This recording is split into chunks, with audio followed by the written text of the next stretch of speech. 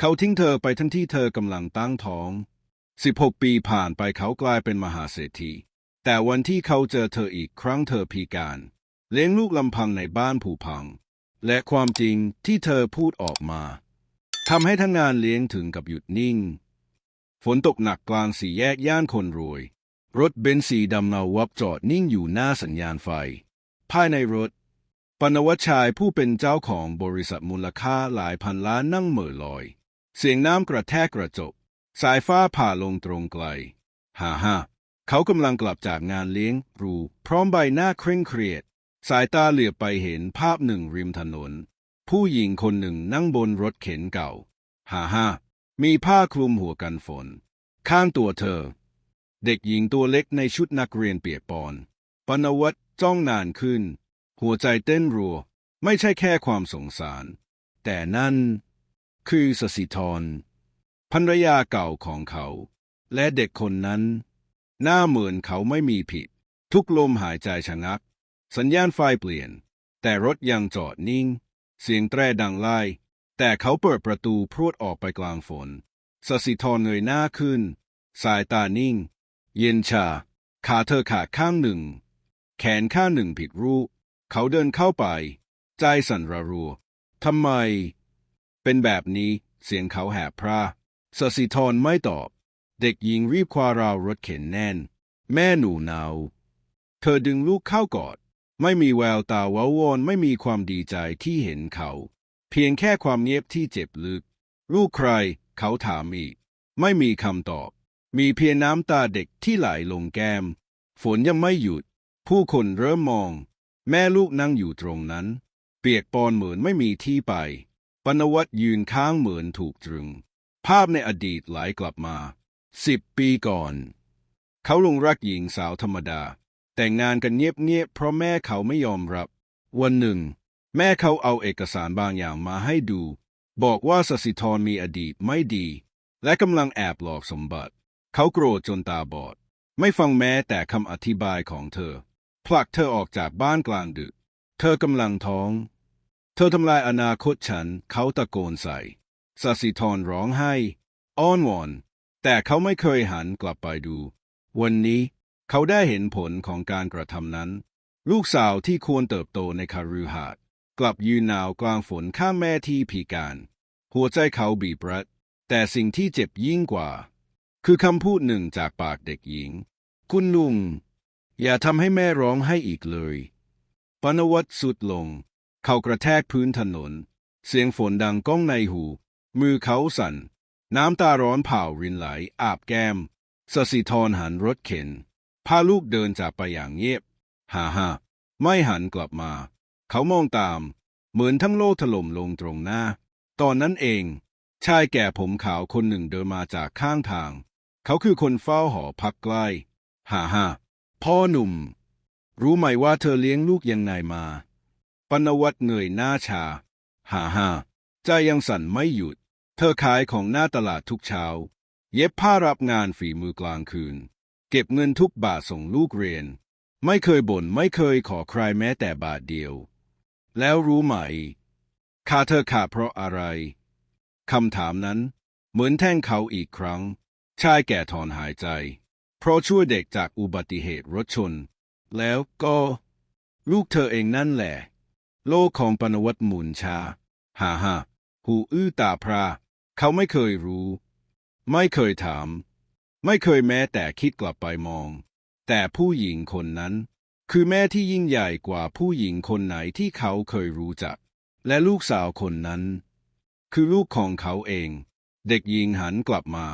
สบตาเขาครู่หนึ่งภายในแววตาเล็กๆนั้นเต็มไปด้วยความเศร้าและคำถามที่ไม่เคยพูดออกมาเขายกมือแต่ไม่กล้าเอื้อมไปแต่เสียงรถผ่านไปฝนเริ่มซาลงแต่หัวใจเขายังคงจมอยู่ในความผิดสศิธรพาลูกเดินหายไปในซอยเล็กฮ่าเหลือเพียงเงาและเสียงฝีเท้าอ่อนแรงขณะนั้น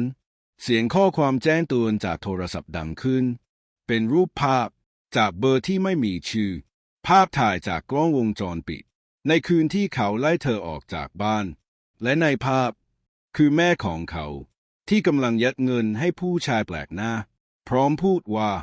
จัดการให้มันดูเหมือนเธอทรยศก็พอมือของเขาสั่นหนักกว่าเดิมลมหายใจติดขัดทุกอย่างที่เขาเคยเชื่อมาตลอดคือคำลวงที่ทำลายทั้งชีวิตคนคนหนึ่งและอาจไม่มีวันแก้ไขได้อีกแล้วไฟหน้ารถคันหนึ่งสะท้อนเข้าตาปนวัตรยกมือขึ้นบังแสงแต่แสงนั้นก็ไม่แรงเท่าความจริงที่เพิ่งได้รู้ภาพแม่ตัวเองที่เคยคิดว่าเป็นผู้หญิงเข้มแข็งกลายเป็นคนที่หลอกใช้เขาทำลายครอบครัวของตัวเองเขาสุดนั่งอีกครั้งกลางถนนเปียกชื้นเหมือนเด็กชายหลงทางในร่างมหาเศรษฐีความทรงจำถาโถมเข้ามาวันที่เขาไล่สสิธรออกจากบ้านวันที่เธอร้องให้ทั้งที่มือกุมท้องแน่นเสียงของเธอยังวงเวียนในหัวว่าฟังฉันหน่อยได้โปรดแต่เขาไม่ฟังเขาเชื่อในคำแม่เขาเชื่อในหลักฐานปลอมเขาเชื่อทุกอย่างยกเว้นหัวใจของผู้หญิงที่รักเขาจริงภาพลูกสาวเมื่อครู่ก็ไม่หายไปจากหัวแววตาเศร้าเสียงสั่นๆที่ขอร้องให้เขาอย่าทำให้แม่ร้องไห้อีกหัวใจเขาแตกเป็นเสียงทุกจังหวะเต้นเหมือนมีมือบีบเอาไว้แน่นเขาลุกขึ้นเดินช้าๆตามทางที่สสิธรพาลูกเข้าไปฝนยังพรำฮ่าพื้นยังเปียกแต่เขาไม่รู้สึกหนาวอีกต่อไปซอยแคบและมืดบ้านเช่าเล็กๆเรียงรายสองข้างทางบางหลังมีแสงไฟลดออกมาจากหน้าต่างไม้ผุเขาหยุดยืนหน้าหลังหนึ่งได้ยินเสียงเด็กไอเบาฮ่าและเสียงสสิธรร้องเพลงกล่อมหนูไม่ต้องกลัวนะลูกแม่อยู่นี่ไม่ไปไหนเขาเข้าประตูเบาฮ่าหนึ่งครั้งสองครั้งประตูเปิดออกเด็กหญิงมองเขาอีกครั้งแววตาสงสัยแต่ไม่กลัวสสิธรนั่งอยู่บนเตียงไม้ผ้าห่มเก่าๆปิดร่างจนถึงเอวขาเธอขาดจริงไม่มีขาเทียมไม่มีรถเข็นใหม่มีแค่ความอดทนเขายกมือไหว้เสียงเขาเบาหวิวขอโทษเธอเงียบสายตาเรียบเฉยไม่โกรธไม่ดีใจฉันมาช้าไปใช่ไหมเขาถามอีกครั้งสสิธรมองเขาก่อนจะหันไปจับมือลูกสาวไปเอาผ้าขนหนูมาให้ลุงเขาหน่อยลูกเด็กหญิงเดินไปหลังบ้านเหลือเพียงความเงียบระหว่างคนสองคนที่เคยรักกันอย่างหมดหัวใจเขานั่งลงกับพื้นไม่กล้าแม้แต่จะมองหน้าเธอแม่ฉันหลอกฉันเพิ่งรู้ทุกอย่างเมื่อไม่กี่นาทีที่ผ่านมารู้ไปแล้วเปลี่ยนอะไรได้ไหมเสียงเธอไม่แข็งแต่นิ่งเจ็บลึกยิ่งกว่าการตะโกนเปลี่ยนไม่ได้แต่ฉันอยากเริ่มใหม่สสิธรหัวเราะเบาฮ่าเสียงนั้นฟังเหมือนคนที่เหนื่อยเกินกว่าจะโกรธไม่ของคุณเริ่มจากตรงไหนจากลูกที่ไม่เคยเห็นหน้าจากค่ารักษาที่ฉันต้องขายเลือดแลกมาจากค่าข้าววันสุดท้ายที่ฉันต้องอดให้ลูกกินเขานิ่งทุกคำคือเข็มทิ่มลงกลางใจเธอไม่ต้องตะโกนเพราะความจริงมันดังกว่าคำพูดเด็กหญิงกลับมาพร้อมผ้าขนหนูยื่นให้เขาอย่างเงียบฮ่าเขารับไว้ก่อนจะถามชื่อหนูชื่ออะไรน้ำใสค่ะคำสั้นฮ่าแต่ทำให้เขาน้ำตาซึมนั่นคือชื่อที่เขาเคยตั้งไว้ในใจในวันที่รู้ว่ามีลูกในท้องสสิธรเขาหันไปมองสสิธรเธอเบือนหน้าไปทางหน้าต่างเขาอยากกอดลูกอยากพูดคำว่าพ่อรักหนูแต่ริมฝีปากแข็งเหมือนถูกผนึกน้ำใสนั่งข้างแม่เอื้อมมือจับมือเธอไว้แน่นแม่บอกหนูเสมอว่าพ่อเป็นคนเก่งแต่หนูไม่เคยคิดว่าพ่อจะมาเจอเราจริงๆคำพูดนั้นเหมือนเปิดประตูบานหนึ่งในใจเขาหนูอยากมีพ่อใหม่เขาถามน้ำใสพยักหน้าเบาฮ่าแต่หนูไม่อยากให้แม่ร้องไห้ถ้าพ่อกลับมาแล้วทำแบบเดิมสสิธรยังไม่พูดแต่น้ำใสบีบมือแม่แน่นขึ้นปนวัตรคุกเข่าลงเอามือวางบนพื้นไม้ฉันจะไม่ไปไหนอีกจะไม่ฟังใครอีกจะไม่ปล่อยให้เธอลำบากอีกแม้แต่วินาทีเดียวฉันจะพิสูจน์ว่าเธอกับลูกคือสิ่งเดียวในชีวิตที่ฉันไม่ควรเสียไปสสิธรเงียบไปนาน จนในที่สุดน้ำตาเธอก็ไหลอาบแก้มเธอไม่พูดว่าให้อภัยเธอไม่พูดว่าเชื่อใจแต่เธอไม่ไล่เขาไปและนั่นคือจุดเริ่มต้นของการชดใช้นานเกินกว่าจะทวงความรักแต่ไม่สายเกินไปที่จะกลับมาเป็นพ่อของน้ำใสแม้จะเริ่มด้วยความเจ็บแต่บางทีความจริงที่เจ็บที่สุดอาจกลายเป็นสะพานที่เชื่อมใจกลับมาได้อีกครั้งถ้าหัวใจยังเต้นก็ยังมีโอกาสรักแต่จะรักษาโอกาสนั้นไว้ได้หรือไม่ขึ้นอยู่กับว่าเขาพร้อมจะเสียอะไรอีกเพื่อแลกกับครอบครัวที่เขาทิ้งไปหรือไม่เช้าวันต่อมาแสงแดดอ่อนลอดผ่านหน้าต่างไม้กลิ่นข้าวต้มจางๆลอยมาตามลมสสิธรนั่งพับผ้าอยู่ข้างเตียง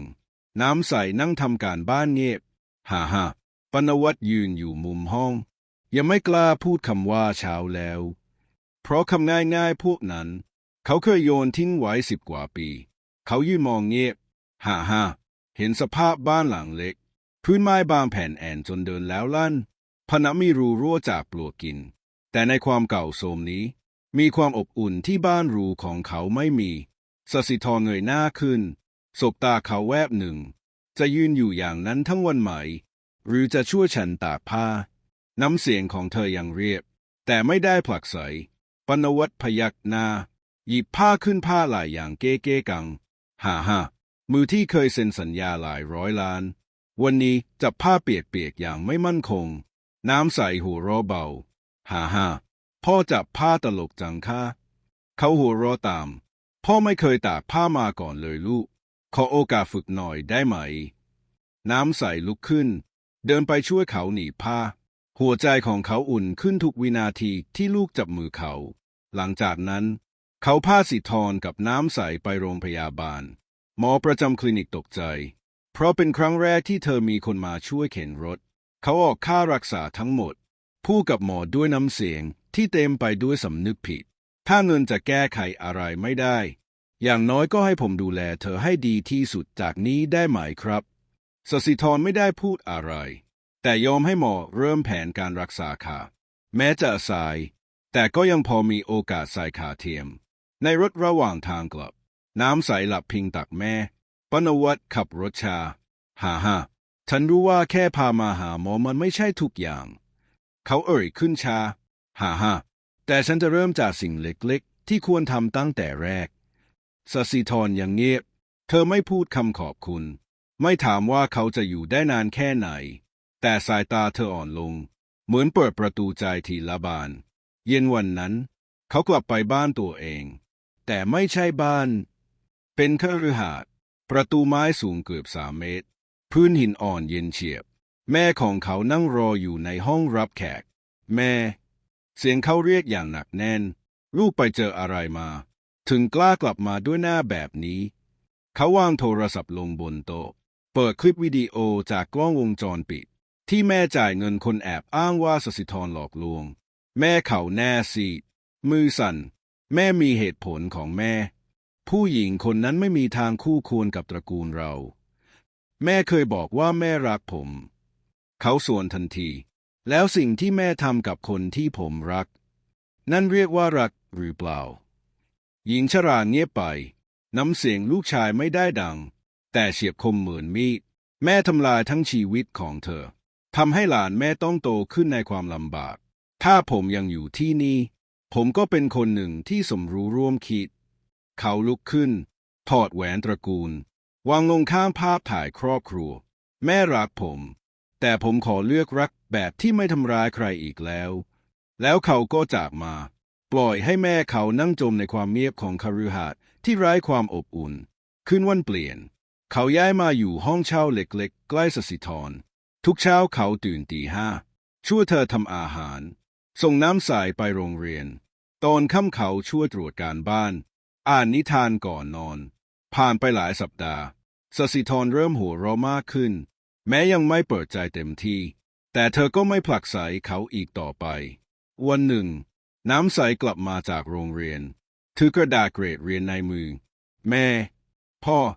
หนูได้ที่1ของห้องสสิธรยิ้มปนวัตรกอดลูกแน่นแต่คืนนั้นเองมีเสียงเคาะประตูดังขึ้น เป็นผู้ชายคนหนึ่งแต่งตัวดีท่าทางมั่นใจคุณณสิธรใช่ไหมครับเธอพยักหน้าผมคือทนายจากบริษัทอสังหาริมทรัพย์คุณได้รับมรดกจากคุณยายที่เสียชีวิตเมื่อเดือนก่อนมีที่ดินประมาณ18ไร่และเอกสารพินัยกรรมยืนยันว่าเป็นชื่อคุณทุกคนในบ้านอึ้งสศิธรหน้าเสียฉันไม่มีญาติที่ไหนเหลือแล้วมีครับคุณยายคือคนที่เคยเลี้ยงคุณในวัยเด็กแต่หายตัวไปหลังคุณแต่งงานเธอเพิ่งถูกพบเสียชีวิตอย่างสงบและทิ้งทรัพย์สินทั้งหมดไว้ให้คุณคำถามมากมายพรั่งพรูในหัวแต่นั่นคือจุดเริ่มต้นของพลังใหม่ปนวัตมองหน้าเธอจะทำยังไงต่อสศิธรเงียบไปนานก่อนจะตอบเบาฮ่าฉันจะใช้มันสร้างบ้านที่ปลอดภัยสำหรับแม่เลี้ยงเดี่ยว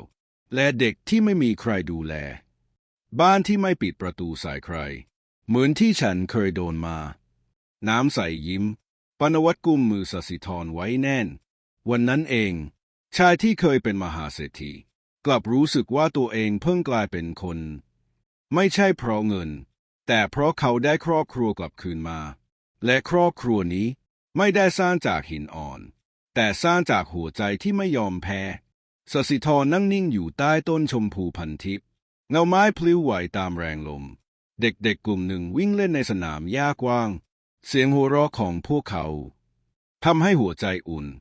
บ้านหลังเล็กๆ2 ชั้นที่เธอเพิ่งสร้างเสร็จตั้งอยู่กลางที่ดิน18 ไร่ไม่ได้หรูหราแต่มันคือที่ปลอดภัยบนป้ายไม้หน้าบ้านมีตัวอักษรเขียนด้วยลายมือเรียบง่ายว่าบ้านน้ำใสศูนย์พักพิงแม่และเด็กเสียงค้อนตอกตะปูดังไม่หยุดปนวัตกำลังช่วยช่างติดราวบันไดเขาสวมเสื้อยืดเปื้อนฝุ่นหน้าเต็มไปด้วยเหงื่อไม่มีใครจำได้ว่าเขาคือมหาเศรษฐีที่เคยยืนบนเวทีเปิดตัวรถยนต์หรูเขากลายเป็นผู้ชายธรรมดาที่เรียนรู้จะเริ่มใหม่ด้วยมือเปล่า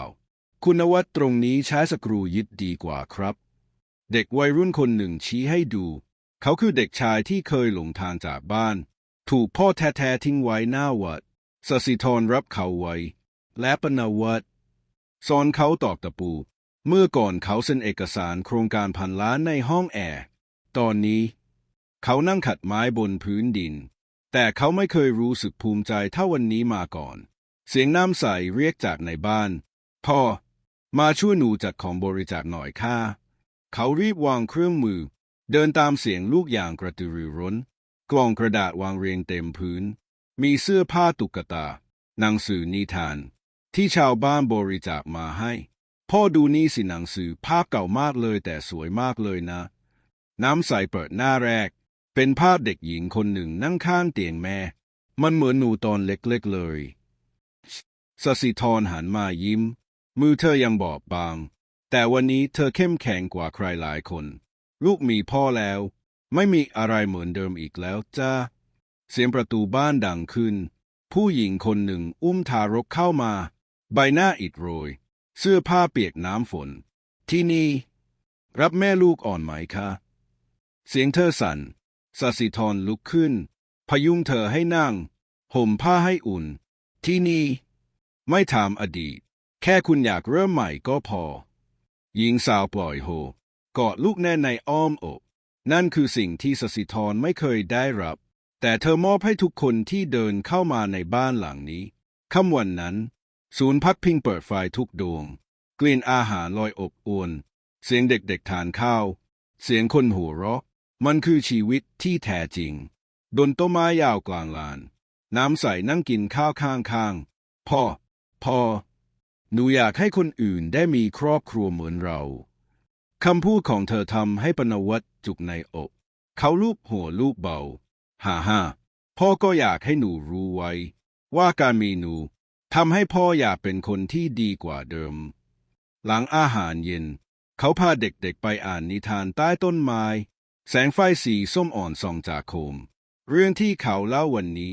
ไม่ใช่เรื่องเจ้าชายหรือปราสาทแต่เป็นเรื่องของผู้ชายคนหนึ่งที่หลงทางนานหลายปีจนเจอทางกลับด้วยมือของเด็กหญิงตัวเล็ก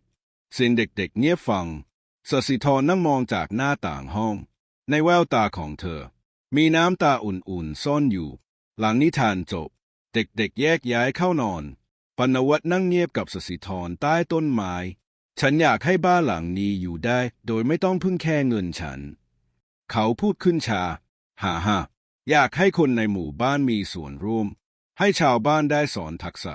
ช่วยเลี้ยงเด็กช่วยปลูกผักช่วยเป็นบ้านของทุกคนสศิธรยิ้มฉันไม่เคยคิดว่าคุณจะกลายเป็นแบบนี้เขาหัวเราะเบาฮ่าฉันก็ไม่เคยคิดว่าจะมีวันที่เราได้นั่งแบบนี้อีกสศิธรยื่นมือให้เขาจับไม่ใช่มือที่ขอความช่วยเหลือแต่เป็นมือที่พร้อมเดินเคียงข้างหลายเดือนต่อมาบ้านน้ำใสขยายเพิ่มเป็น3 หลังมีโรงเรียนเล็กๆที่อาสาสมัครผลัดกันมาสอนมีแปลงผักหลังบ้านและเวิร์กช็อปงานฝีมือที่แม่ทำส่งขายออนไลน์เรื่องราวของบ้านนี้เริ่มเป็นที่พูดถึงมีผู้คนจากต่างจังหวัดเดินทางมาขอเรียนรู้แนวทางมีรายการโทรทัศน์มาสัมภาษณ์แต่ปณวัฒน์ปฏิเสธทุกการออกหน้ากล้องเขายืนอยู่หลังกลุ่มเด็กถือกล่องนมยิ้มเบาฮ่าแค่ลูกยิ้มแค่น้ำใสเรียนจบฉันก็พอแล้วคืนหนึ่งเขาเปิดกล่องไม้เก่าในห้องภายในมีซองจดหมายเก่าฮ่าจดหมายที่สศิธรเคยเขียนถึงเขาแต่ไม่เคยส่งออกไปเขาอ่านทุกบรรทัดน้ำตาไหลทุกหน้าถึงวัดฉันไม่โกรธแต่ฉันเจ็บฉันยังเฝ้าหวังว่าวันหนึ่ง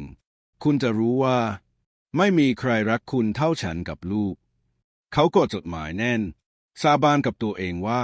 จะไม่มีวันหันหลังให้ครอบครัวนี้อีกวันต่อมาน้ำใสรับรางวัลนักเรียนดีเด่นของจังหวัดเขานั่งแถวหลังสุดของหอประชุมมือสั่นตอนลูกพูดบนเวทีหนูขอมอบรางวัลนี้ให้แม่ที่เลี้ยงหนูด้วยหัวใจที่เข้มแข็งที่สุดและให้พ่อที่กลับมาในวันที่หนูคิดว่าจะไม่มีพ่ออีกแล้วเสียงปรบมือดังก้องแต่น้ำตาของเขาดังกว่าเสียงใดฮ่านี่ไม่ใช่ตอนจบแต่คือจุดเริ่มต้นของครอบครัวที่ไม่ได้ถูกสร้างจากสมบัติแต่ถูกเย็บต่อด้วยความรักและการให้อภัยฤดูฝนเวียนกลับมาอีกครั้งต้นชมพูพันทิพย์หน้าบ้านผลิดอกสีชมพูเต็มกิ่งกลีบไม้ร่วงลงพื้น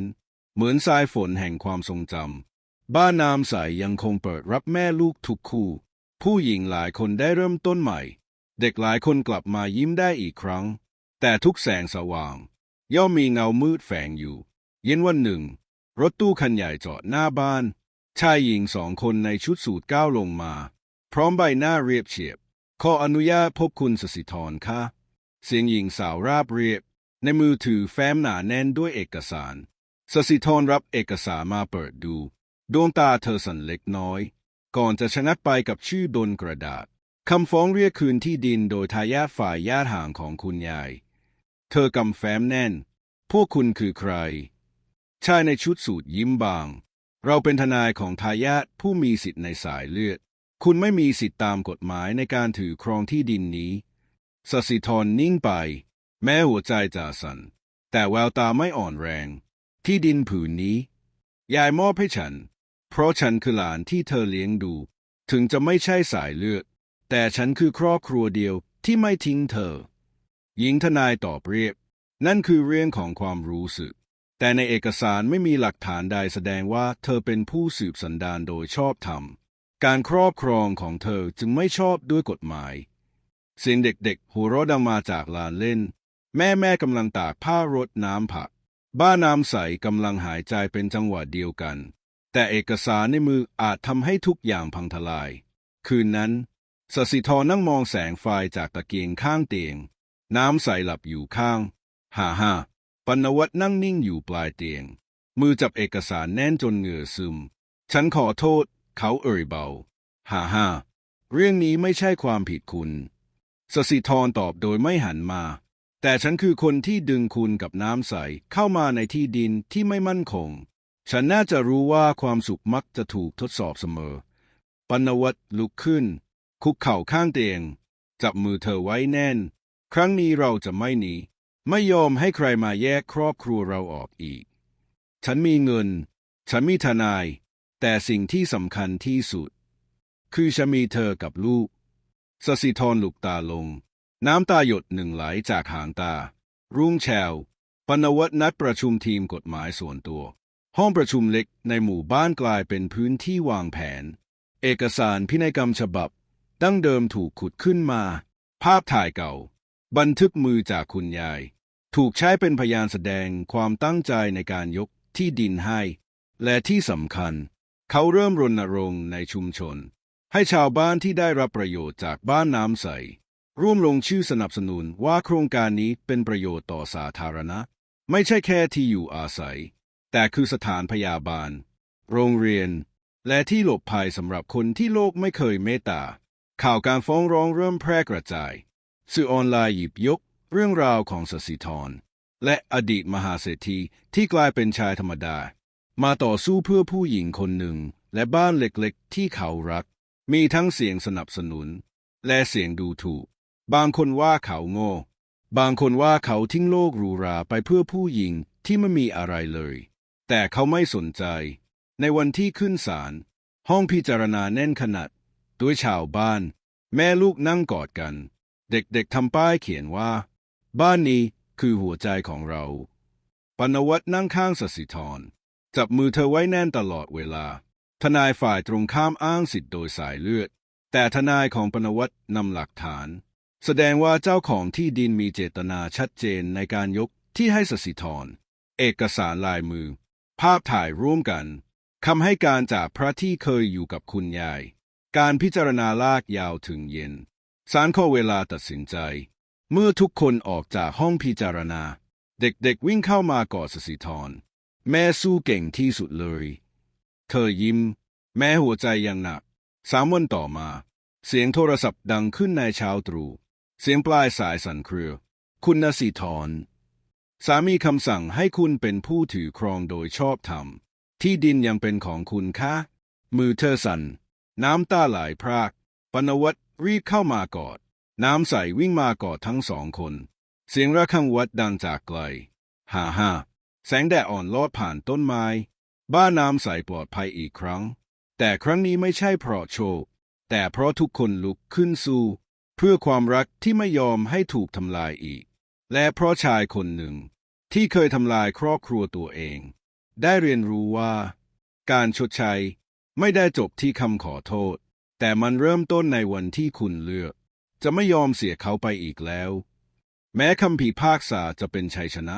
แต่สศิธรรู้ดีว่านั่นไม่ใช่จุดสิ้นสุดกลับกลายเป็นจุดเริ่มต้นใหม่ของภารกิจที่ใหญ่กว่าเดิมปนวัตเดินเข้ามาหาเธอขณะเธอกำลังรดน้ำต้นไม้สายลมอ่อนๆพัดผ่านดอกบัวหลวงในอ่างน้ำลู่ไปตามแรงลมฉันคิดอะไรบางอย่างมาตลอด3 คืนเขาเอ่ยเสียงแผ่วแต่ชัดเจนบ้านน้ำใสควรจะมีมากกว่านี้ไม่ใช่แค่ที่นี้แต่ควรอยู่ทุกจังหวัดที่ยังมีแม่ลูกไร้ที่พึ่งสศิธรหันมามองเขาแววตาฉายแสงบางอย่างที่เคยดับไปนานคุณจะกลับไปเป็นนักธุรกิจเหรอเขาหัวเราะเบาฮ่าฮ่าไม่ใช่แบบเดิมคราวนี้ไม่ใช่เพื่อตัวฉันแต่เพื่อให้ผู้หญิงที่ยืนอยู่ตรงหน้ามีกำลังพอจะเปลี่ยนโลกนี้ได้2 สัปดาห์ถัดมาปนวัตขายที่ดินผืนใหญ่ใจกลางเมืองรวมถึงหุ้นในบริษัทที่เขายังถืออยู่เล็กน้อยเงินทั้งหมดถูกรวบรวมเข้ากองทุนน้ำใสพวกเขาจ้างทีมสถาปนิกนักจิตวิทยาและนักสังคมสงเคราะห์วางแผนสร้างบ้านน้ำใสรุ่นถัดไปที่จังหวัดทางภาคเหนือซึ่งยังขาดแคลนความช่วยเหลือข่าวเริ่มกระจายออกไปรายการโทรทัศน์เชิญสศิธรไปสัมภาษณ์เธอนั่งในห้องสตูดิโอด้วยความไม่คุ้นเคยแต่เสียงของเธอมั่นคงฉันไม่ใช่นักบุญฉันเคยเจ็บเคยโดนทิ้งเคยไม่เหลืออะไรเลยและนั่นคือเหตุผลที่ฉันอยากให้ผู้หญิงทุกคนรู้ว่าคุณมีค่าพอจะเริ่มใหม่ได้คำพูดเธอถูกแชร์เป็นไวรัลผู้หญิงจำนวนมากส่งข้อความมาเล่าว่าพวกเธอได้รับแรงบันดาลใจแม้บางคนจะยังอยู่ในความมืดแต่เธอก็จุดไฟไว้ให้แล้วคืนหนึ่งปนวัตนั่งอ่านรายงานความคืบหน้าของโครงการสศิธรเดินเข้ามาพร้อมน้ำอุ่น1 แก้วเธอนั่งข้างเขาอย่างเงียบฮ่าฮ่ารู้ไหมฉันเคยคิดว่าชีวิตเราจะจบลงแค่ที่หมู่บ้านเล็กๆนี้เธอพูดขณะพิงไหล่เขาแต่ตอนนี้ ฉันเริ่มเชื่อว่าบางทีพระเจ้าก็ยังเชื่อใจฉันให้ทำอะไรที่ใหญ่กว่าอดีตของตัวเองปนวัตจับมือนุ่มๆของเธอแน่นขึ้นฉันก็เชื่อแบบเดียวกัน3 เดือนต่อมาบ้านน้ำใสแห่งใหม่ถือกำเนิดในจังหวัดเชียงรายอาคารไม้หลังเล็กฮ่าตั้งอยู่ใกล้ลำธารล้อมรอบด้วยต้นพราเสือโครงที่ออกดอกพราวแม่วัยรุ่นอุ้มลูกน้อยเดินเข้ามาด้วยสีหน้าเหนื่อยล้าเจ้าหน้าที่ต้อนรับเธอด้วยรอยยิ้มพาเธอไปห้องพักมีผ้าห่มสะอาดน้ำอุ่นและข้าวต้มร้อนฮ่าเด็กหญิงอายุ10 ขวบที่เคยเร่ร่อนตามตลาดได้เรียนหนังสือได้ร้องเพลงในห้องเรียนเธอวาดภาพแม่กับลูกกอดกันใต้ต้นไม้ใหญ่และยิ้มสศิธรไปเยี่ยมด้วยตัวเองเมื่อเด็กน้อยเห็นเธอก็วิ่งเข้ามากอดแน่นขอบคุณที่สร้างบ้านให้หนูเธอกอดกลับแน่นยิ่งกว่า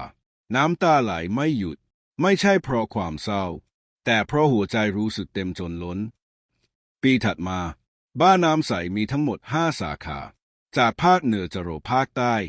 และสิ่งที่ใครๆไม่เคยรู้คือเบื้องหลังความสำเร็จมีชายคนหนึ่งยืนอยู่เงียบฮ่าไม่เคยออกสื่อไม่เคยเรียกร้องเครดิตในวันครบรอบ2 ปีของกองทุนสศิธรจัดงานเล็กฮ่ามีผู้หญิงมากกว่า200 คนเข้าร่วมมีการเล่าประสบการณ์ชีวิตร้องเพลงและอ่านจดหมายจากลูกถึงแม่น้ำใสซึ่งตอนนี้โตขึ้นมากเดินขึ้นเวทีถือไมโครโฟนแน่นด้วยมือเล็กฮ่าเธอหันไปมองแม่กับพ่อก่อนจะพูดด้วยเสียงสั่นฮ่าแม่หนูไม่รู้ว่าชีวิตเราจะไปจบตรงไหนแต่หนูรู้ว่าตั้งแต่วันแรกที่หนูเห็นแม่ในฝนแม่เป็นซูเปอร์ฮีโร่ของหนูเสียงปรบมือดังกระหึ่มสศิธรกอดน้ำใสน้ำตาแม่ไหลลงแก้มลูกเย็นวันนั้นหลังจบงานปนวัตเดินพาเธอไปที่ต้นไม้หลังบ้านรู้ไหมตอนฉันเป็นเด็กฉันเคยเขียนความฝันไว้ใต้ต้นไม้แต่ไม่มีฝันไหนจริงเลยเขาหยิบกล่องไม้ใบหนึ่งจากใต้ดินเปิดออกแชะฮ่าในนั้นมีแหวนวงหนึ่งเรียบง่ายแต่สลักชื่อเธอกับน้ำใสไว้ด้านในครั้งหนึ่งฉันเคยทำลายชีวิตผู้หญิงคนหนึ่งแต่วันนี้ฉันอยากใช้ชีวิตทั้งชีวิตเพื่อปกป้องเธอสศิธรมองเขานิ่งก่อนจะพยักหน้าทั้งที่น้ำตาคลอเต็มตาพวกเขากอดกันแน่นท่ามกลางแสงสุดท้ายของวันและในวันนั้นเองสศิธรรู้ว่าแม้เธอจะเคยเป็นผู้หญิงที่ถูกทิ้งกลางฝนแต่วันนี้เธอคือผู้หญิงที่โลกทั้งใบต้องยกมือให้หลายเดือนหลังจากวันมั่นอย่างเรียบง่ายบ้านน้ำใสยังคงดำเนินไปอย่างอบอุ่นเสียงหัวเราะของเด็กฮ่ากลิ่นข้าวหอมร้อนลอยจากห้องครัวเสียงเปียโนของน้ำใสดังเป็นจังหวะสม่ำเสมอในช่วงเย็นแต่แล้ววันหนึ่งความสงบก็ถูกสั่นคลอนด้วยจดหมายปริศนาถูกวางไว้หน้าประตูบ้านน้ำใสหากไม่อยากให้ทุกคนรู้ความจริงจงหยุดโครงการทั้งหมดของเธอเสียและกลับไปเป็นแค่ผู้หญิงคนหนึ่งที่เคยถูกทิ้งกลางฝนไม่มีลายเซ็นไม่มีที่มาแต่ถ้อยคำนั้นกัดกินใจสศิธรเธอซ่อนจดหมายนั้นไว้พยายามไม่ใส่ใจแต่ในคืนที่เงียบที่สุดเธอกลับฝันเห็นใบหน้าของสุรศักดิ์พ่อของน้ำใสผู้ชายคนแรกที่ทอดทิ้งเธอด้วยความรังเกียจสศิธรเดินทางกลับไปยังจังหวัดบ้านเกิดเธอไม่ได้เหยียบที่นั่นมาเกือบ10 ปีบ้านเก่าร้างและเต็มไปด้วยเถาวัลย์เพื่อนบ้านคนหนึ่งเห็นเธอและพูดเสียงเบาพ่อของน้ำใสเขาเพิ่งออกจากคุกเมื่อเดือนก่อนใจเธอหล่นวูบความเย็นแล่นผ่านแผ่นหลังสศิธรเดินไปยังวัดใกล้ฮ่าเจอรูปถ่ายสุรศักดิ์ติดในบ่อทำบุญเขากลายเป็นคนเก็บตัวไม่มีใครรู้ว่าไปอยู่ที่ไหนต่อเมื่อเธอกลับมาถึงบ้านน้ำใสปนวัตรออยู่ที่ระเบียงเขามองตาเธอแล้วเอ่ยขึ้นเรากำลังถูกรวบรวมหลักฐานเท็จเพื่อปิดศูนย์บางคนไม่ต้องการให้เด็กเหล่านี้มีที่พึ่งและพวกเขามีอำนาจมากกว่าที่เราคิดเธอถอนหายใจลึกก่อนจะเอ่ยว่าถึงเวลาที่ฉันต้องเผชิญหน้ากับอดีตสัปดาห์ถัดมาเธอได้รับนัดหมายให้ไปพบกับสุรศักดิ์เขานั่งอยู่ในบ้านไม้สุดโทรมใบหน้าแก่ลง แต่แววตายังเจ้าเล่ห์เหมือนเดิมกลับมาเพราะกลัวฉันจะเปิดปากเขาเอ่ยก่อนสสิธรไม่ตอบเธอหยิบซองรูปภาพออกมารูปถ่ายตอนน้ำใสอย่างเล็กรูปที่เขาไม่เคยเห็นและไม่เคยถามหาฉันไม่ได้กลัวคุณฉันกลัวแค่เรื่องหนึ่งคือกลัวว่าน้ำใสจะรู้ความจริงว่าเธอเกิดมาจากคนที่ไม่เคยอยากให้เธอเกิดสุรศักดิ์นิ่งก่อนจะเอ่ยเสียงเบาฉันไม่เคยรักเด็กนั่นแต่ตอนอยู่ในคุกทุกคืนฉันได้ยินเสียงร้องไห้ของลูกที่ไม่เคยกอดเธอนิ่งหัวใจปั่นป่วนฉันจะไม่ให้น้ำใสรู้ว่าเธอเป็นลูกของใครเธอควรมีชีวิตใหม่ที่ไม่ต้องจมอยู่กับอดีตที่เลวร้ายแต่ความลับไม่เคยอยู่ในความเงียบได้นานหนึ่งในเจ้าหน้าที่บ้านน้ำใสคืออดีตนักข่าวสายสืบสวนเขาเริ่มค้นหาความจริงของสสิธรและเตรียมจะปล่อยข่าวให้สาธารณชนในคืนฝนตกหนักสสิธรยืนอยู่หน้าระเบียงน้ำใสเดินเข้ามากอดจากด้านหลังแม่ร้องให้เธอสายหัวแต่มือที่สั่นกลับต่อความจริงทั้งหมดแม่หนูรู้แล้วสสิธรหันกลับน้ำใสยิ้มเศร้าฮ่าแม่บังเอิญทิ้งรูปนั้นไว้ในลิ้นชักหนูเห็นชื่อพ่อแต่แม่ไม่ต้องกังวลนะสำหรับหนูมีแม่คนเดียวคือแม่สสิธรน้ำตาของสสิธรไหลพรากเธอกอดลูกแน่นเหมือนกลัวจะหายไปหลังจากวันนั้นข่าวลือกระจายแต่ผู้คนกลับไม่ได้ต่อต้านกลับมีเสียงสนับสนุนมากขึ้นยิ่งรู้ว่าเธอเคยผ่านอะไรมาก่อนเรายิ่งชื่นชมในความเข้มแข็งคอมเมนต์หนึ่งในเพจของบ้านน้ำใสระบุไว้เสียงเหล่านั้นทำให้เธอยืนมั่นยิ่งกว่าเดิมและเมื่อรัฐบาลท้องถิ่นพยายามตัดงบผู้สนับสนุนหลายพันคนเริ่มระดมทุนออนไลน์ในเวลาไม่ถึง1 สัปดาห์เงินบริจาคมากกว่า4 ล้านบาทหลั่งไหลเข้าสู่กองทุนวันเปิดบ้านน้ำใสสาขาใหม่เธอเดินขึ้นเวทีพร้อมน้ำใสที่ยืนเคียงข้างและปนวัตรที่จับมือเธอแน่นเธอกล่าวในพิธีเปิดว่าไม่มีใครควรถูกตัดสินจากอดีตทุกคนควรได้รับโอกาสใหม่และบ้านนี้จะเป็นที่แรกที่เริ่มต้นให้พวกเขาได้เสียงปรบมือดังกึกก้องเด็กๆหัวเราะผู้หญิงหลายคนร้องไห้และสสิธรรู้ว่าถึงอดีตจะเคยเป็นฝันร้ายแต่วันนี้เธอเป็นเจ้าของอนาคตของใครอีกหลายชีวิตคืนนั้นหลังงานเลี้ยงจบลงสสิธรเดินสำรวจบ้านสาขาใหม่ด้วยหัวใจอิ่มเอมเธอเดินผ่านห้องพักเด็กๆที่กำลังหลับสนิทผ้าห่มลายการ์ตูนแนบแน่นกับร่างเล็กๆเสียงหายใจเบาๆทำให้หัวใจของเธออบอุ่นแต่แล้วเสียงโทรศัพท์ก็ดังขึ้นในกระเป๋าเสื้อปลายสายคือโรงพยาบาลในต่างจังหวัดคุณนสิธรใช่ไหมครับคนไข้ชื่อสุรศักดิ์ถูกนำส่ง ICU ด้วยอาการสุดหนักเธอนิ่งงันแม้เขาจะเป็นชายที่ทำให้ชีวิตเธอพังพินาศแต่เขาก็เป็นพ่อของลูกเธอและครั้งหนึ่งเคยรักกันอย่างบริสุทธิ์เธอตัดสินใจเดินทางในเช้าวันรุ่งขึ้นน้ำใสขอติดตามไปด้วยหนูอยากไปด้วยค่ะแม่หนูอยากเห็นหน้าพ่อสักครั้งสสิธรพยักหน้าแม่หัวใจจะเต็มไปด้วยความหวั่นไหวเมื่อถึงโรงพยาบาลเตียงที่ชายชราแอบซ่อนอดีตถูกล้อมรอบด้วยกลิ่นยาฆ่าเชื้อใบหน้าของสุรศักดิ์ซีดเซียวปอดอักเสบรุนแรง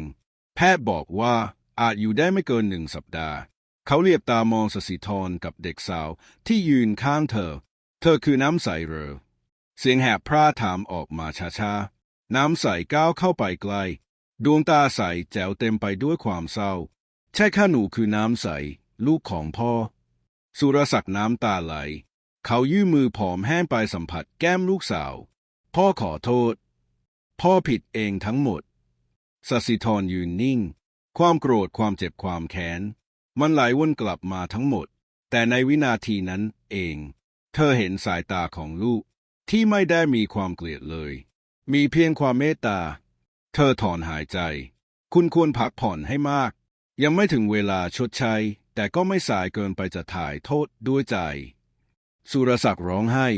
น้ำตาชายชราไหลไม่หยุดเขาขอเพียงสิ่งเดียวได้โปรดให้ฉันอยู่บ้านน้ำใสในช่วงสุดท้ายได้ไหมไม่ใช่ฐานะพ่อแต่อย่างน้อยในฐานะคนที่อยากตายอย่างมีคุณค่า การกลับมาพร้อมสุรศักดิ์ทำให้หลายคนในบ้านน้ำใสงุนงงเจ้าหน้าที่บางคนไม่เห็นด้วยมีข่าวลือแพร่กระจายบนโลกออนไลน์อดีตนักโทษอยู่ร่วมกับเด็กสศิธรถูกวิจารณ์อย่างรุนแรงเพจข่าวบางแห่งตั้งหัวข้อร้อนอดีตภรรยานักโทษหัวเรือองค์กรเด็กผู้ด้อยโอกาสความจริงน่ากลัวกว่าที่คิดเธอถูกเรียกสัมภาษณ์สดผู้ประกาศถามตรงๆคุณณสิธรคิดอย่างไรที่ให้คนที่เคยทำร้ายคุณมาอยู่ใกล้เด็กๆเธอมองกล้องด้วยสายตาแน่วแน่ฉันไม่ได้ให้โอกาสเขาเพราะเขาเป็นพ่อของลูกแต่ฉันให้โอกาสเพราะทุกคนสมควรได้พิสูจน์ตัวเองแม้ในช่วงสุดท้ายของชีวิตเธอหยุดหายใจชั่วครู่ก่อนพูดต่อและเพราะฉันรู้ว่าการให้อภัยไม่ใช่การลืมแต่คือการปลดปล่อยตัวเราเองจากความเจ็บปวดคำพูดของเธอกลายเป็นไวรัลคลิปวิดีโอนั้นถูกแชร์นับล้านครั้งผู้คนเริ่มเข้าใจเริ่มเห็นหัวใจที่ยิ่งใหญ่ในหญิงพิการคนนี้เธอไม่ได้ให้อภัยเพราะอ่อนแอแต่เพราะแข็งแกร่งพอที่จะรักแม้ในความทรงจำที่เจ็บปวดหลายสัปดาห์ผ่านไปสุขภาพของสุรศักดิ์ทรุดลงเรื่อยๆแต่เขาได้ใช้เวลาทุกวันกับการล้างจานตัดต้นไม้และเล่านิทานให้เด็กๆฟังเด็กบางคนเริ่มเรียกเขาว่าคุณตาคืนสุดท้ายมาถึงเขานอนบนเตียงไม้ในห้องเล็กๆข้างห้องครัวสศิธรและน้ำใสนั่งข้างๆเขาหันมามองหน้าลูกสาวหนูทำให้พ่อเชื่อว่าคนเลวก็ยังมีค่าบ้างในโลกนี้แล้วเขาหันไปมองอดีตภรรยาขอบคุณที่ยอมให้ฉันตายอย่างเป็นคนแสงจากดวงโคมข้างเตียงกระพริบเบาๆเสียงลมหายใจสุดท้ายของเขาเบาแต่สงบศพของสุรศักดิ์ถูกเผาอย่างเรียบง่ายเด็กๆทำกะวาดภาพเขามีดอกไม้กระดาษวางรอบโกรธสศิธรยืนมองไฟลุกไหม้เธอหลับตาสูดกลิ่นควันจางๆแล้วพูดเบาๆในใจขอบคุณที่จากไปอย่างสงบวันนี้ฉันจะเดินต่อไปไม่ใช่เพราะลืมแต่เพราะให้อภัยแล้วจริงๆ10 ปีผ่านไปบ้านไม้2 ชั้นที่เคยเป็นศูนย์พักพิงเล็กๆกลายเป็นอาคารกึ่งสมัยใหม่สีอ่อนล้อมรอบด้วยสวนหย่อมมีศาลาเล็กให้อ่านหนังสือสนามเด็กเล่นที่สร้างจากไม้ธรรมชาติและห้องเรียนขนาดย่อมที่สว่างไสวด้วยแสงแดดป้ายทางเข้าเปลี่ยนใหม่บ้านน้ำใสศูนย์เรียนรู้และเยียวยาใจสำหรับเด็กและครอบครัวเสียงหัวเราะของเด็กๆยังคงเหมือนเดิมแต่สิ่งที่ต่างออกไปคือคนที่ยืนอยู่หน้าห้องประชุมวันนี้หญิงสาววัย27 ปียืนอยู่บนเวทีผมยาวถักเปียด้านข้างเสื้อเชิ้ตสีครีมกางเกงสแล็กเรียบรอยยิ้มเธอเปล่งประกายฉันคือน้ำใสเธอแนะนำตัวกับผู้ฟังลูกสาวของผู้หญิงพิการที่กล้าสร้างบ้านหลังนี้ขึ้นมาจากศูนย์และลูกของผู้ชายที่เคยทำร้ายครอบครัวจนสุดท้ายได้ตายอย่างสงบเพราะการให้อภัยห้องทั้งห้องเงียบกริบน้ำใสกลั้นน้ำตาพลางยิ้มฉันไม่เคยละอายใจในสิ่งที่ฉันเกิดมาตรงกันข้ามฉันภูมิใจเพราะฉันเกิดจากเรื่องราวที่เปลี่ยนชีวิตคนอื่นได้อีกมากเธอเปิดภาพเด็กหญิงคนหนึ่งบนจอนี่คือฉันในวัย7 ขวบตอนที่ฉันถามแม่ว่าพ่อคือใครแล้วแม่ก็ร้องให้ทั้งคืนเธอเว้นจังหวะก่อนพูดต่ออย่างมั่นคงแต่แม่ไม่เคยโกหกและไม่เคยพรากความจริงจากฉัน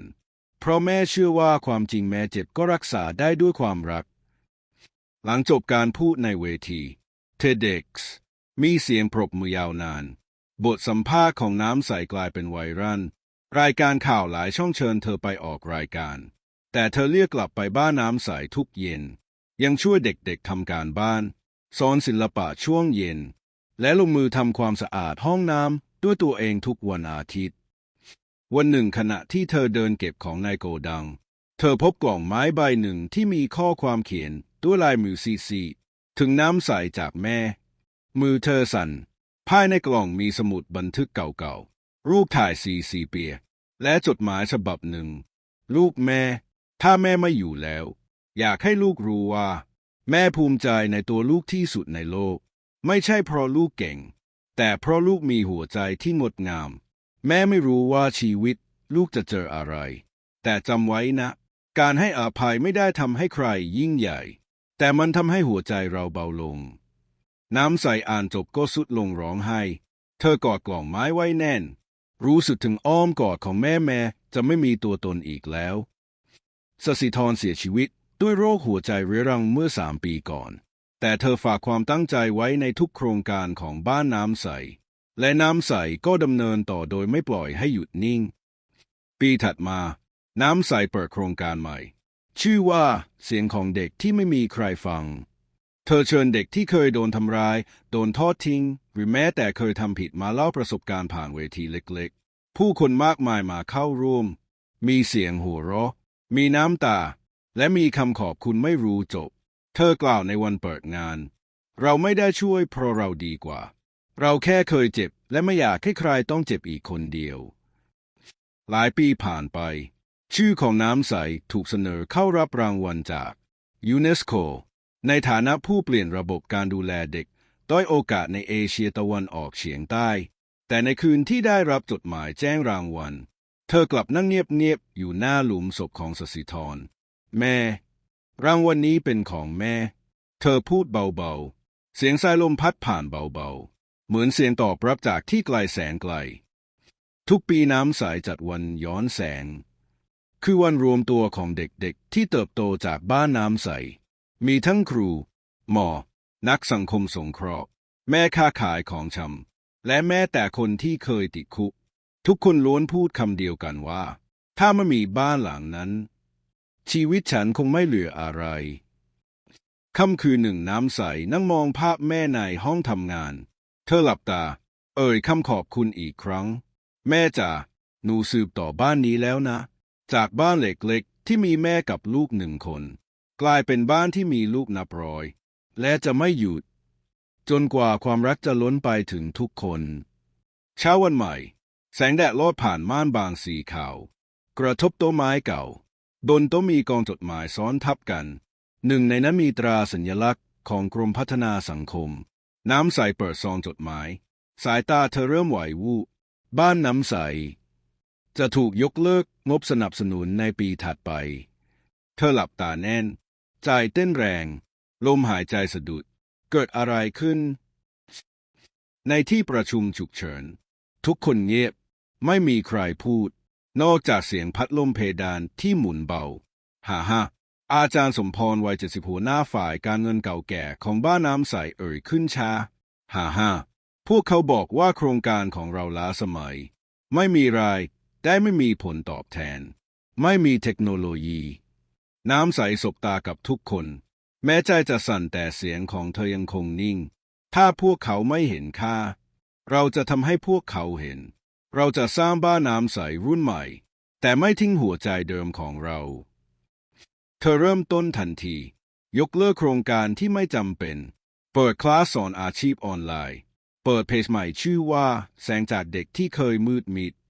คลิปสั้นๆของอดีตเด็กกำพร้าที่กลายเป็นช่างไม้ครูอาสาที่เคยเป็นเด็กเร่ร่อน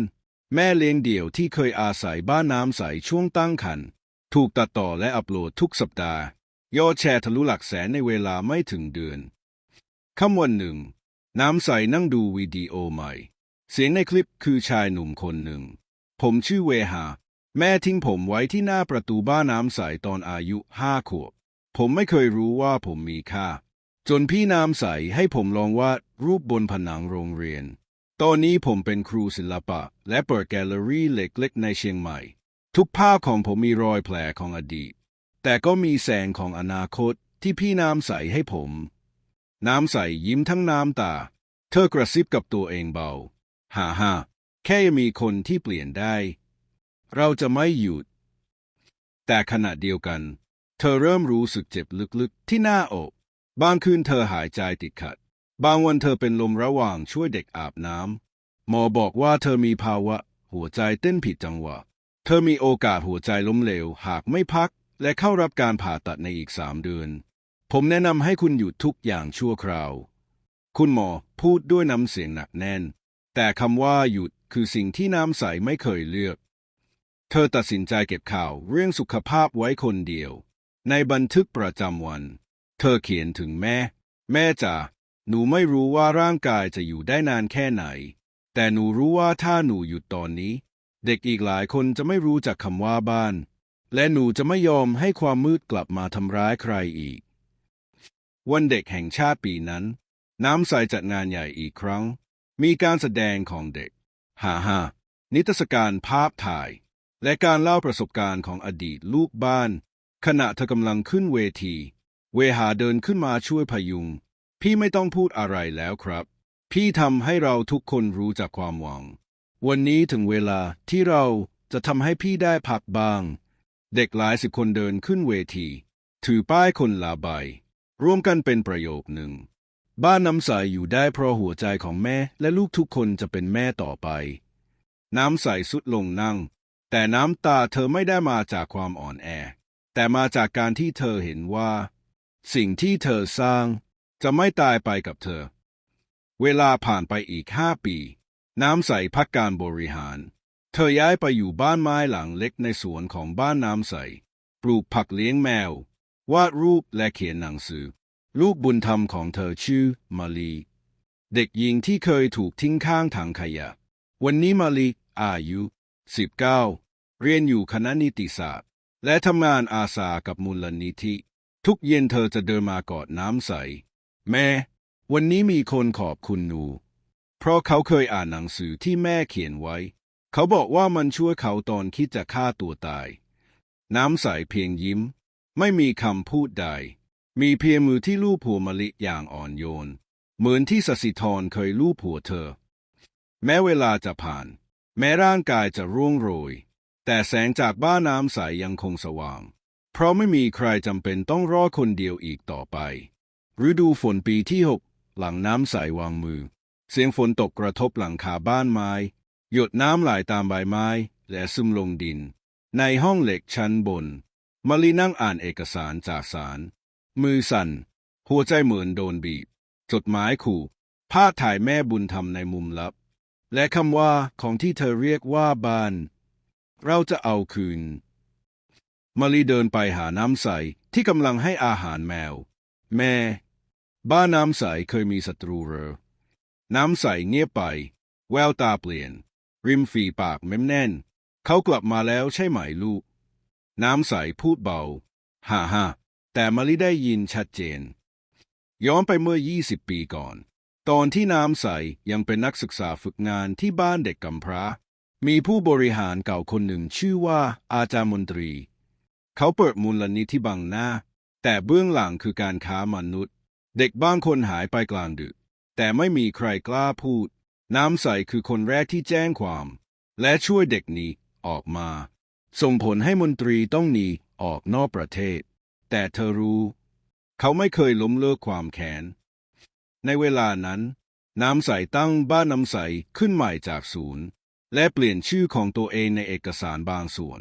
เพื่อไม่ให้ใครย้อนรอยกลับมาได้ง่าย แต่มะลิเข้ามาในบ้านน้ำใสตอนอายุ4 ขวบ พร้อมกับไฟล์ข้อมูลเก่า ที่อาจารย์มนตรีเพิ่งค้นเจอเมื่อไม่นานนี้ เขารู้ว่าแม่อยู่ที่นี่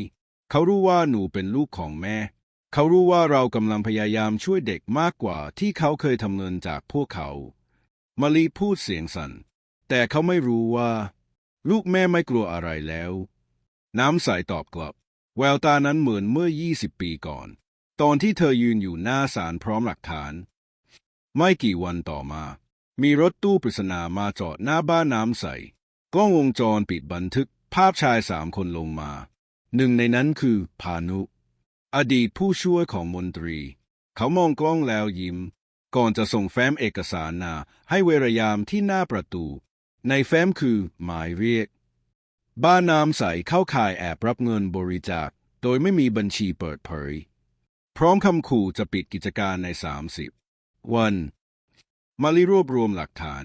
โพสต์ออนไลน์ เปิดบัญชีบริจาคโปร่งใส และเรียกอดีตลูกบ้านที่เคยได้รับการช่วยเหลือกลับมาให้ปากคำ หนึ่งในนั้นคือเปรม อดีตเด็กติดยาที่กลายเป็นตำรวจน้ำดี อีกคนคือจูน นักข่าวสาวชื่อดังผู้เคยอยู่บ้านน้ำใสตอนอายุ9 ขวบ ทั้งคู่ประกาศกลางรายการไลฟ์สด ถ้าพวกคุณแต่ต้องบ้านนี้ คุณกำลังแต่ต้องความหวังของเรา ยอดแชร์ทะลุ2 ล้านในคืนเดียว สื่อกระแสหลักเริ่มรายงาน บ้านน้ำใสโดนกลั่นแกล้งเบื้องหลังหมายเรียกใครคือผู้มีอิทธิพลชื่อของมนตรีกลับมาอีกครั้งในฐานะผู้มีบทบาทเงาในองค์กรที่ไม่มีใครกล้าตรวจสอบในวันที่ศาลเรียกสอบมลีเดินเข้าห้องพิจารณา